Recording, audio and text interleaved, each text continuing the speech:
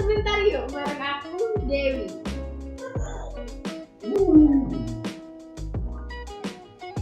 Nah, Akademia, ketemu lagi dengan Minces nih. Semoga Sobat Akademia selalu sehat ya.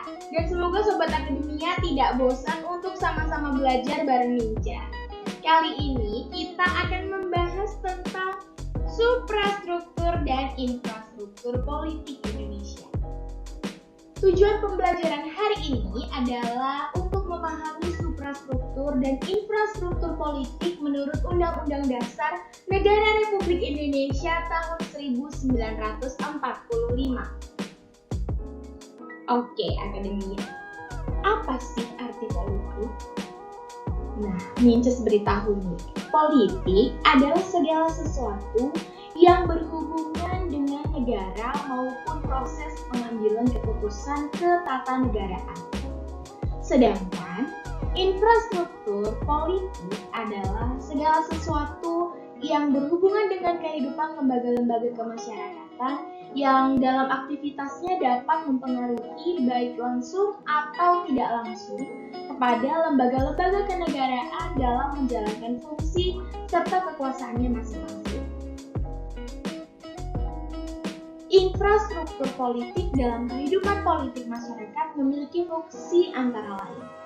Yang pertama, meningkatkan pengetahuan politik rakyat dan agar mereka dapat berpartisipasi secara maksimal dalam sistem politiknya.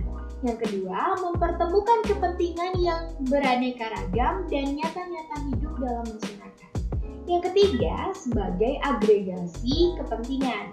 Yang keempat, menyeleksi kepemimpinan dengan menyelenggarakan pemilihan pemimpin atau calon pemimpin bagi masyarakat. Yang kelima, sebagai komunikasi politik dengan menghubungkan pikiran politik yang hidup dalam masyarakat, baik pikiran intragolongan, institusi, asosiasi, ataupun sektor kehidupan politik masyarakat dengan sektor pemerintah. Partai politik. Partai politik adalah kelompok yang terorganisir yang anggota-anggotanya mempunyai orientasi, nilai-nilai, dan cita-cita yang sama. Tujuan partai politik adalah untuk memperoleh kekuasaan politik dan merebut kedudukan politik dalam pemerintahan.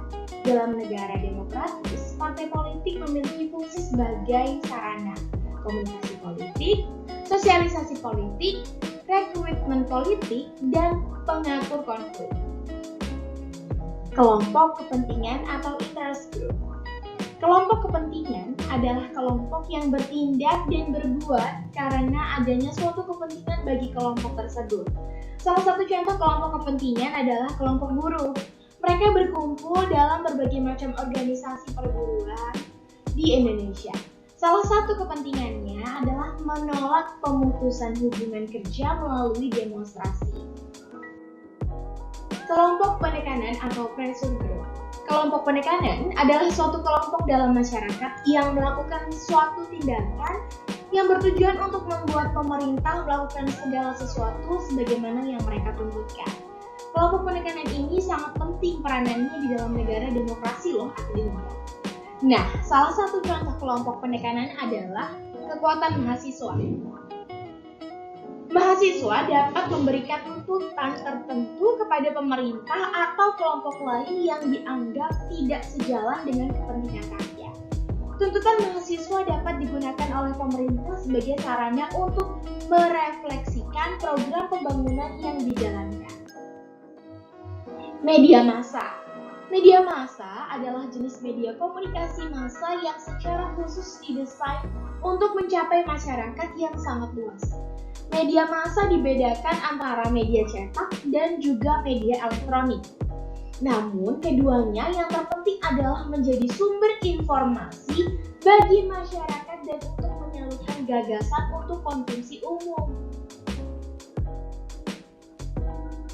Nah, pada umumnya media memiliki 4 fungsi bagi masyarakat, yaitu fungsi pengawasan atau surveillance, penyediaan informasi tentang lingkungan, fungsi penghubungan atau correlation, di mana terjadi penyajian pilihan solusi untuk suatu masalah. Fungsi pentransferan budaya atau transmission, adanya sosialisasi dan pendidikan.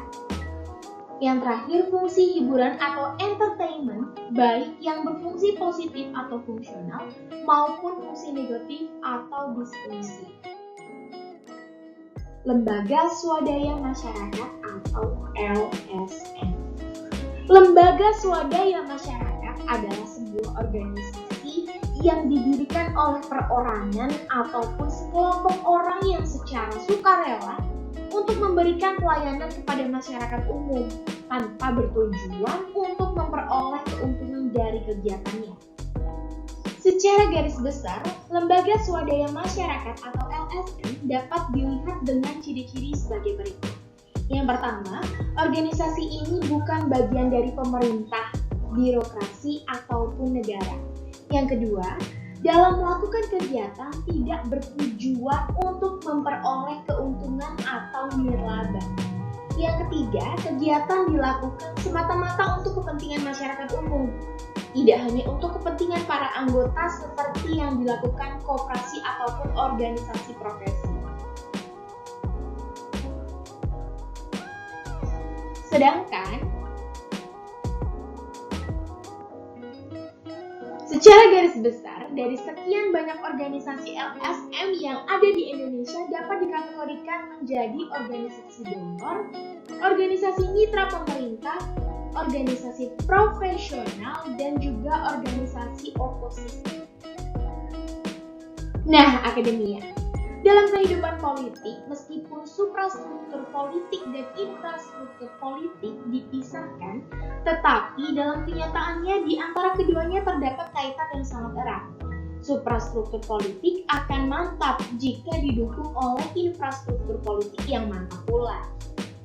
Suprastruktur politik adalah semua lembaga yang tersebut di dalam konstitusi negara yang menjalankan fungsi legislatif, eksekutif, dan yudikatif.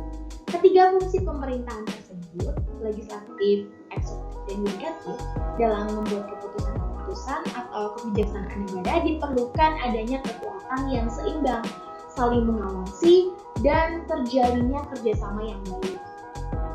Oke, akademia. Segitu dulu ya pembelajaran kita kali ini. Mohon izin pamit ya. Sampai bertemu di pertemuan selanjutnya, Sobat Akademia.